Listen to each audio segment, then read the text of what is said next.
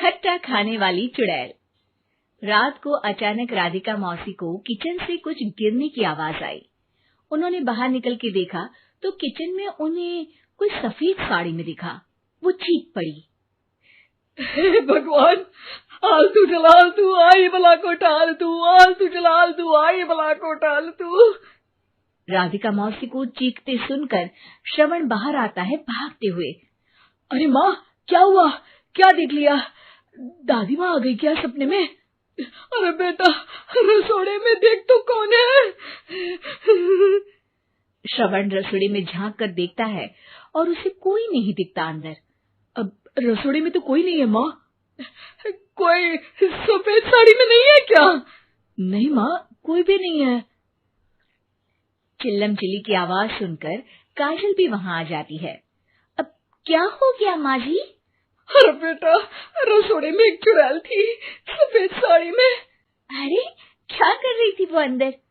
अरे बताया नहीं, कल आएगी ना तो पूछ लूंगी। चुड़ैल जी, आपका क्या प्लान है? माँ जी, रात बहुत हो गई है, आपने कोई बुरा सपना देखा होगा, चलिए सो जाइए। राधिका मौसी सोने तो चली जाती है, पर उनको रात भर नींद ही नहीं आती। वो कुछ भी उलझुल बातें सोचने लगती है। कहीं चुड़ैल की वजह से तो घर में टेंशन नहीं हो रहा, कहीं उसी की वजह से तो वो दादी नहीं बन पा रही। सुबह जब राधिका मौसी रसोड़े में छानबीन करती है तो पाती है कि नींबू का अचार गायब है। चुड़ैल नींबू का अचार ले गई? मुझे तो ठीक नहीं लग रहा कुछ।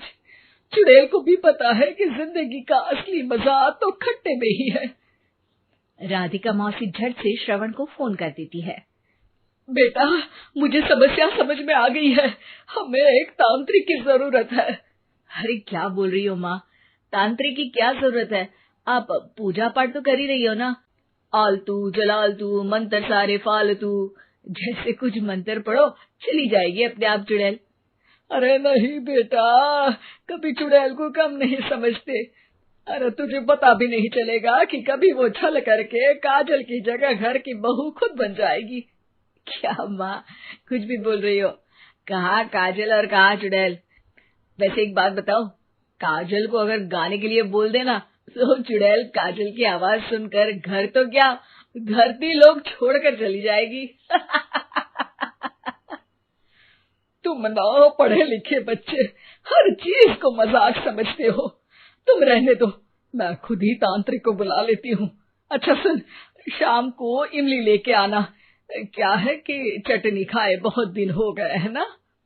नहीं माँ, इमली तांत्रिक से ही मंगवा लो ना, आटा वगैरह भी उसी से पिसवा लेना। देखो मुझे काम करना है। श्रवण रात को कई तरह की सब्जियों के साथ माँ के कहने पे चटनी के लिए इमली भी ले आया था, लेकिन राधिका मौसी के दिमाग में अलग ही फिल्म चल रही थी। उन्हें अब सिर्फ शक ही नहीं यकीन होने लगा था कि शायद चुड़ैल ने श्रवण पर अपना जाल बिछा दिया था, जिस वजह से श्रवण उनकी बात ही नहीं मान रहा था। पर कोई नहीं, आने वाली रात में राधिका मौसी खुद तैयार हो गई चुड़ैल को पकड़ने के लिए। रुद्राक्ष की माला, तुलसी का पत्ता, हनुमान चालीसा सब हाथ के पास ही था, बस चुड़ैल का इंतजार था। और जैसा राधिका मौसी ने सोचा था वैसा ही हुआ। वो चुड़ैल उस रात भी आई, पर वो राधिका मौसी से तेज निकली और राधिका मौसी के उससे पकड़ने के पहले ही वो भाग खड़ी हुई। जरूर बहू पे साया है उस चुड़ैल का, तभी तो श्रवण के कमरे में गई है। और अगली सुबह राधिका मौसी पिछली रात हुए हमले में किन चीजों का नुकसान हुआ उसका हिसाब लगा रही थी। उनके खेमे से एक आम के अचार की शीशी भी गायब हो चुकी थी और वो इमली भी जो कल श्रवण लेकर आया था। राधिका मौसी इस बारे में सोच ही रही थी कि श्रवण जल्दी से रसोड़े में आकर दवाइयों की पोटली ढूंढने लगता है। अरे बेटा, क्या हो गया? अब माँ, वो काजल की तबीयत खराब है, बहुत घबराहट हो रही है उसे। हे भगवान, मैंने पहले ही कहा था कि तांत्रिक को बुला लेते हैं, पर नहीं। अब देखो, उस चुड़ैल ने काजल को अपने वश में करना शुरू भी कर दिया है। हालांकि श्रवण भूतों में विश्वास नहीं करता था, पर अब वो भी डर जाता है। और राजी हो जाता है एक तांत्रिक को बुलाने के लिए। कुछ ही घंटों में तांत्रिक आ जाते हैं और राधिका मौसी तांत्रिक जी को सब बता देती है। घोर संकट, घनघोर संकट, चुड़ैल को मारू जोर चाकट, ओम भट स्वाहा खटखा के आहा। अरे ये क्या मंत्र है? मेरे खुद के ओरिजिनल मंत्र है, कल रात को ही लिखे हैं, अच्छे लगे तो दाद चाहूंगा। एक और मंत्र सुनो। अर्ज किया है आब्राकडाब्रा, दिल्ली बम्बई आगरा, चंदा मामा सोवरले सुरन मामू जारा।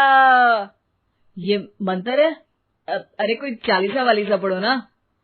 वक्त कम है, 40 नहीं पड़ेंगे, 20-25 में काम चलाना पड़ेगा। अलग निरंजन जाके लंदन, मुफ्त का मंजान घिस मेरे नंदन। अरे जल्दी करो तांत्रिक जी, जल्दी करो। तांत्रिक अपने उल झलूल मंत्र पढ़ने लगता है। श्रवण को तांत्रिक पे शक होता है। वो अपने एक डॉक्टर दोस्त को कॉल कर देता है ताकि कोई अनहोनी हो तो इमरजेंसी में चीजें मैनेज हो जाए। तांत्रिक धुनी रमाता है, जिसकी वजह से कमरे में काफी धुआं हो जाता है और जिसकी वजह से बहू की घबराहट बढ़ जाती है। अब भागेगी चुड़ैल। हाँ। बहू खांसते हुए धुएं से बचने के लिए बाहर चली जाती है। अरे भाग रही है, भाग रही है। पीछे पीछे श्रवण भी जाता है। बहू एक सोफे पर बैठ जाती है। तभी डॉक्टर दोस्त आ जाते हैं और श्रवण को पानी लाने के लिए कहते हैं। थोड़े चेकअप के बाद डॉक्टर कहते हैं, मेरे हिसाब से जाप का काम पूरा हो गया है। क्या मतलब? अरे कुछ भी नहीं माँ, कोई चुड़ैल नहीं है, खुशखबरी है, अब दादी बनने वाली है। मगर वो सब अचार के डब्बे। श्रवण दोनों अचार के डब्बे अपनी माँ को दिखाता है, जो कि उनके बिस्तर के नीचे छुपे हुए थे। आपने सही बोला था माँ, वो चुड़ैल काजल ही थी जो खट्टा खा रही थी।